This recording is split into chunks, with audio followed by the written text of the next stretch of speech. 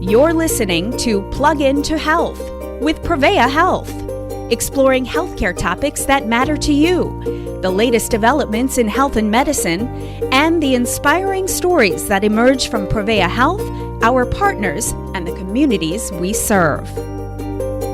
March is Colon Cancer Awareness Month, and the perfect time to remind our listeners that it might be time for you to get a colonoscopy sooner than you think.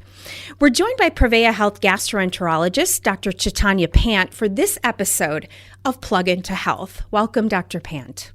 Thanks so much for having me. Let's start with this. What is colon cancer and how does it develop?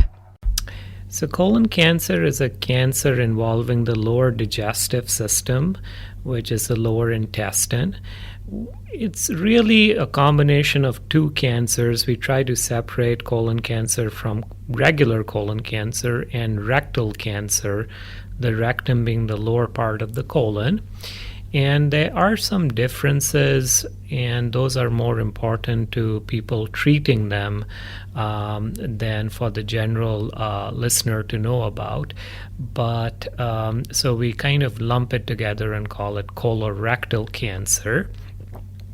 And it's actually one of the commonest cancers, and we are, happy to talk about it, and hopefully our listeners will gain a little bit more understanding about the various aspects of colorectal cancer.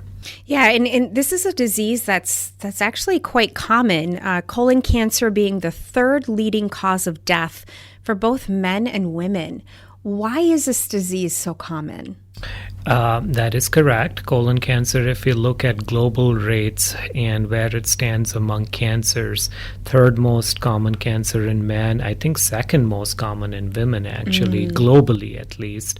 There are some regional variations. So why is it so common? Well, yeah, that's a good question, and it's also equally important to ask, well, what's happening to the rates of colon cancer? So if you look at over the last few decades, the rates of colon cancer are actually going up. United States is one of those few countries where the rates have actually leveled off and maybe declining.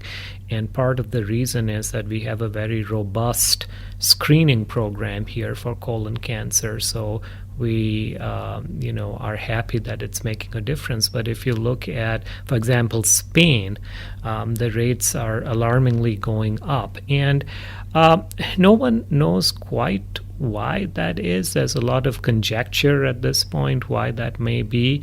I think this is not a bad time to maybe talk a little bit about what would be the risk factors for colon cancer, if that's okay. Yeah, absolutely. Please do. So we know for sure, what we know for sure is that having a close family member with colon cancer does increase or put you at greater risk for colon cancer, and significantly so. It's not a small risk, it's quite a large risk. Are we talking like immediate family member? Yes, so both immediate as well as, probably what we call second degree relatives. So immediate would be either a sibling or a parent, first degree relative, and second degree relative would be like, for example, a grandparent, aunt, uncle, cousin or so. That is one of the most well-studied and well-correlated risk factor for colon cancer.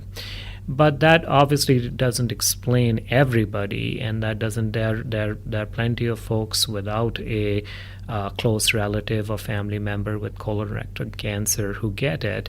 So that doesn't obviously explain the entire risk picture. So then, there have been several studies that have been performed, and I should say at the outset that none of these are conclusive. So again, we suspect that things that could be driving the rate of colon cancer more recently are obesity, a change in diet.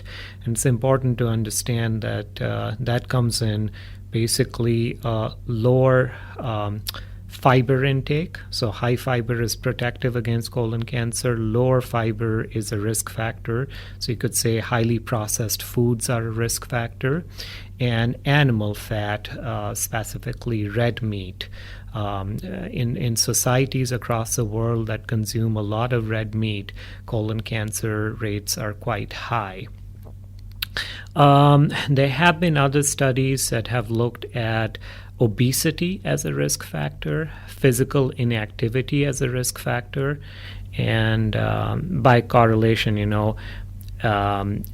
maintaining a healthy weight and getting plenty of physical exercise can actually be protective for colon cancer. Getting lots of fruits and veggies is good. Getting a high fiber diet is good. So those are basically the main risks for colon cancer. There are certain medical conditions, specifically chronic inflammation of the intestine, such as Crohn's disease, ulcerative colitis. That group of patients is most susceptible to getting colon cancer. And certain other factors, such as a prior history of radiation and some other things as well. But if I had to sum it up, I would say, things that are good for your overall health are also protective against colon cancer: physical activity, maintaining a healthy weight, plenty of fruits and vegetables. Smoking and drinking are definitely risk factors, so avoiding those. And those are not necessarily just exclusive to colon cancer, but are actually have a myriad health benefits otherwise as well. Mm-hmm. Colon cancer, would you say that it's preventable with screening? Probably not in all instances, but is it one of the more preventable cancers? So I'm glad you asked that question. So I'd like to, talk a little bit about screening, not only for colon cancer, but what makes a disease suitable for a screening test. So understand that not all diseases are necessarily effectively screened. Colon cancer is one of those diseases that is effectively screened. And the reason for that is, firstly, there are effective screening methods for colon cancer. So as you mentioned, colonoscopies, and we'll go into that in more detail, but procedures like colonoscopies can detect colon cancer at a very early stage. Also importantly, the disease should be common enough to warrant screening. For example, if you had a very uncommon disease, screening the entire population would neither be cost effective nor probably feasible. But colon cancer, as we talked about before, it's an incredibly common cancer, and so it kind of lends itself as a one of those diseases that should be screened for. And finally, and probably most importantly, there is a huge difference between catching colon cancer in an early stage and catching colon cancer at a later stage, where unfortunately sometimes it's spread outside the colon to other parts of the body, and obviously the outcomes in that situation may not be good. So I would say, it's a common cancer. It can be easily screened for, and there are good, effective screening tests for colon cancer. And most importantly, if you catch it at an early stage, you can make a huge difference in outcome. Now, no disease is 100% effectively screened for in a manner of speaking. And there will, unfortunately, at least right now, there will be certain cases that are unfortunately occur at a age that is either too young or too old for a screening test and gets missed, or even with screening gets missed, but that's a small fraction of the total cases. So I would say, on the balance of things, colon cancer is effectively screened for and makes a huge difference whether you catch it early or you catch it at a later stage. I know that there are, multiple ways to screen for colon cancer. Can you talk more about colonoscopy and why that's important? Absolutely. So, right now, if I had to break it up and make things simple, I would say there are about 3 or 4 general categories for screening for colon cancer. And, the one that we employ the most as gastroenterologists is colonoscopy. And I'll leave that for the last, actually. I'll talk about other screening tests. So, one of the earliest screening tests were these stool-based tests where people would give a sample of their poop for testing, and you'd kind of see if there was any blood in it. Now, this is not obviously a direct method of screening for colon cancer. What you're screening for is actually the presence of blood in the bowel movement, and you kind of correlate it or extrapolate it to mean that if there's blood, there may be colon cancer. It's important to understand, however, since you're not directly screening for colon cancer here, people can have blood from several different completely benign conditions or unrelated conditions. Simplest one that comes to mind is hemorrhoids. Lots of people have hemorrhoids, and you test a sample and it comes back positive for blood. So obviously there were limitations to this, and they've made it more sophisticated recently by starting to screen for abnormal DNA, DNA being a genetic material, DNA in the stool. So the idea behind these tests is that colon cancer is obviously, all cancers are accompanied by a mutation or a abnormality in the genetic material, in the DNA. And this DNA is shed in the bowel movement, and if you can pick up that abnormal DNA, then there's a high probability that what you're looking at is colon cancer. Again, that's not perfect. You're not directly visualizing a colon cancer or anything, but you're extrapolating, and those tests are definitely more sophisticated and to an extent better than the old way of testing for blood in the stool. And then the second category of tests is what we can think of as imaging studies. So again, in the very 20, 30 years ago, they would do these enemas with a contrast material called barium. They would put barium in the colon, and then they would shoot a series of x-rays to look at the contour of the colon. And if the barium outlined any kind of abnormality, it was presumed this would be possibly cancer. Things again have become much more sophisticated now, and now we have these incredibly good CAT scans or CT machines that can take some very good pictures of the colon. The disadvantage, well, a couple of disadvantages are you still have to prep for these special kind of CT scans, and we'll talk about why people kind of are not enthusiastic about colonoscopies, but prep being one of them. So you still have to do the prep, you still have to do the laxative clean out. But the other problem with these tests is that they can often pick up little bits of stool or fecal material that are kind of stuck to the colon and misinterpret that as a colon cancer or a lesion of, so they're not perfect, and that's why really I think I'm not wrong in saying that the accepted gold standard among doctors everywhere, doesn't have to be gastroenterologists, but just even all doctors as a consensus is that colonoscopy is a gold standard for looking for colon cancer. So colonoscopy is the only test where you actually directly visualize the inside of the colon. You're searching for colon cancer, but that's much less common than finding the early stages, which are polyps. So a little bit of information on polyps. Polyps are little growths that occur in the colon. They're not that different from the regular lining of the colon. However, they have grown to a size that is abnormal. So they're kind of what we call a disordered growth of colon tissue.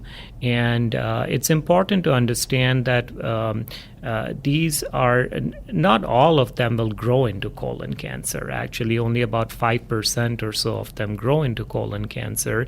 But I always tell patients, you should look at it from the perspective that most colon cancer, with some few exceptions, starts off as polyps.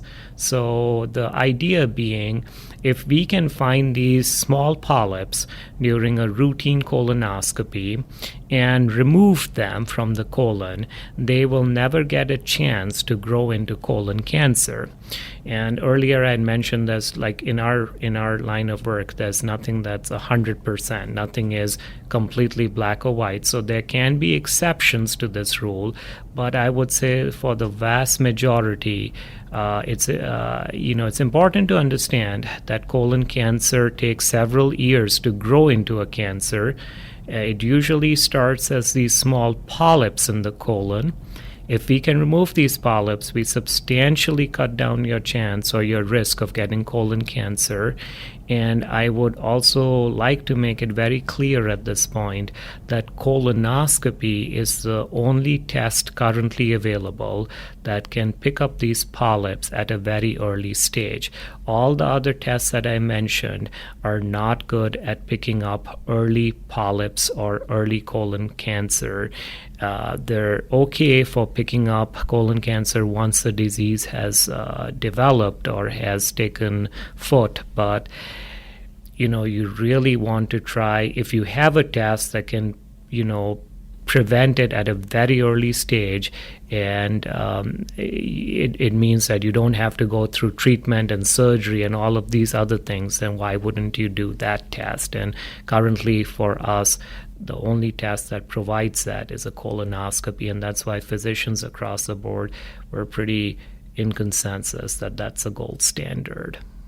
And late last year, we learned that the U.S. Preventive Services Task Force changed its recommendations on when someone should begin colon cancer screening. Can you tell us what the recommendations used to be and what they are now? Absolutely. So the recommendations used to be that for the majority of people, their first colonoscopy should occur at the age of 50. The idea behind that is that colon cancer is quite uncommon or quite frankly rare below the age of 40. And when this recommendation for starting screening at 50 years was made, the people who make these recommendations have to weigh several factors into it, and those are, risk, benefits, cost benefits, how much is it going to cost, and things like that. And 50 seemed to be a good number to pick and say, well, the majority will get it after the age of 50, so that's the group that we should be really targeting. And I would say, for the record, that strategy has worked very well in the United States. Over the last 20, 30 years, the rates of colon cancer have consistently fallen every year by about 1 or 2%. It's kind of leveled off right now, but that's more a testament to the fact that we're doing a good job screening people, So obviously with everything, there's a point of where your returns start to level off a little bit, and I think we might be at that point now. And then when we started to look at data, what the committees realized was that yes, the rate of colon cancer and deaths from colon cancer had started to fall pretty significantly, but those were for patients 50 and above, which was our screening group. Unfortunately, the rates of colon cancer were actually going up in the group aged 40 to 50 years, and going up significantly by about 1 or 2% every year. So Again, it would have been easy to say, well, 40 and above colonoscopies for everyone. But again, these are complex decisions. And as I said, they have to factor in a lot of things like cost and so on, and risks and benefits. So the committee the United States Preventive Task Force came up with recommendation to screen 45 and above, and the idea is that hopefully we'll be capturing some of those younger patients and trying to drive down the rates in the 40 to 50 year age group as well. Mm-hmm. So really, when it comes to colonoscopies, 45 is the new 50. It absolutely is. Yeah. And maybe one day 40 will be the new 50. Yes. Yeah. Let's talk a little bit about signs that might signal that something could be wrong, that maybe I should make an appointment to find out if I may have colon cancer. Absolutely. So, I would say again that colon cancer is one, and there are a lot of GI cancer, especially like this, where by the time signs appear, the cancer may have already taken foot, and it may just be hard to really effectively treat it at that point. And that's why the whole emphasis on screening exams. So what I'm trying to say is that people should understand that if you have any of the signs, and we'll come to that in a minute, of colon cancer, then absolutely you should see your primary care physician and you should be referred to a GI doctor. But just because you don't have the signs that we're going to talk about, you should still consider getting a screening exam, because the whole idea is to catch these at an early stage. And it's not very common for people to have symptoms or signs of colon cancer, especially when it's at a very early stage. So just to get that out of the way. But the signs or symptoms of colon cancer frequently are bleeding in the bowel movement. And again, that can oftentimes, people get very anxious about that, understandably so. But many times the bleeding is just hemorrhoids. But bleeding, definitely unexplained bleeding or something that isn't directly attributable to hemorrhoids, should always be investigated with a colonoscopy to try and see if it could possibly, to rule out colon cancer. So bleeding from the rectum or bleeding in the bowel movement, lower abdominal pain. Again, it's not very common to have abdominal pain with colon cancer. Most of the patients I see tend to be, it doesn't cause pain, but that definitely could be a sign of colon cancer. And again, I would say, for the record, it's much more common to have abdominal pain from unrelated causes than from colon cancer. But bleeding, pain, any change in bowel movement, if suddenly for some unexplained reason the patient was to complain of severe constipation, so that could possibly be pointing towards a obstructing cancer in the intestine that was causing that. Again, much more common to have constipation from very simple things such as maybe not getting enough fiber or fluids. Not that common to have it from colon cancer, but that's something to keep in mind. And then every now and then we will have patients referred to us who, during the course of routine testing or otherwise, are found to be anemic. That means have a low hemoglobin, and that should always be investigated again as a potential, symptom of colon cancer. But that's not really something that the patient would notice unless they had some blood testing done and it was picked up up by another physician. That's actually one of the more common things that we find in our practice, that patients are referred to us for anemia or a low hemoglobin. And the concern there is always about colon cancer. Mm-hmm. So, Dr. Pant, as someone who is, on the front lines of colon cancer and colon cancer prevention every single day, we're headed into March. It's Colorectal Cancer Awareness Month. Any closing remarks or message to our listeners? I would like to say that colon cancer, I feel passionately about advocating for screening for colon cancer.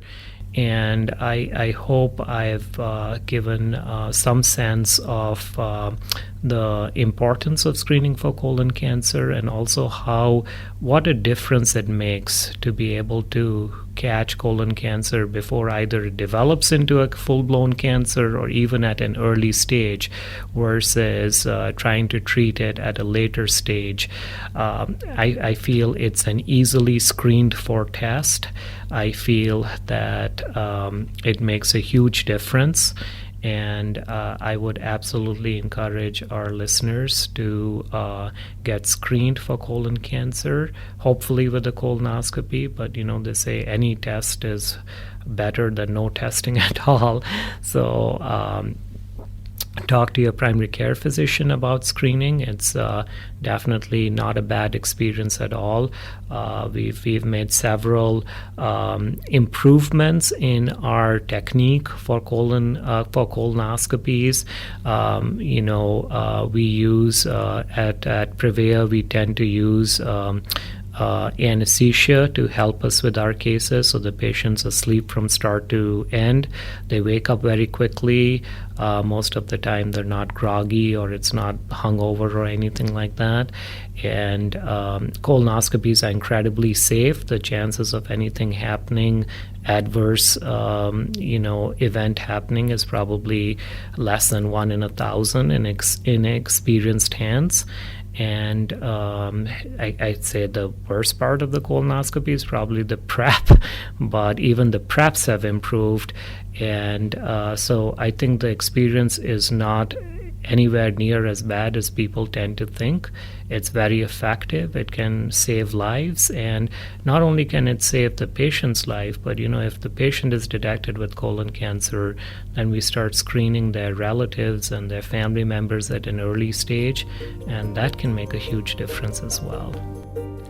Dr. Pant, thank you so much for your time and expertise, and thank you for all that you do for our patients here at Prevea Health. Thank you so much for having me. And thank you to our listeners. For more information about colorectal cancer, you can visit Prevea.com. You've been listening to Plug Into Health with Prevea Health. To learn more and to submit ideas for future shows, please visit Prevea.com/podcast. And please remember, the information provided in this podcast does not constitute medical advice. It is not intended to replace interactions with your healthcare professional. And if you are concerned about your healthcare, you should consult with your healthcare professional. You can learn more about Prevea Health at Prevea.com. Thank you for choosing to plug into health with Prevea Health.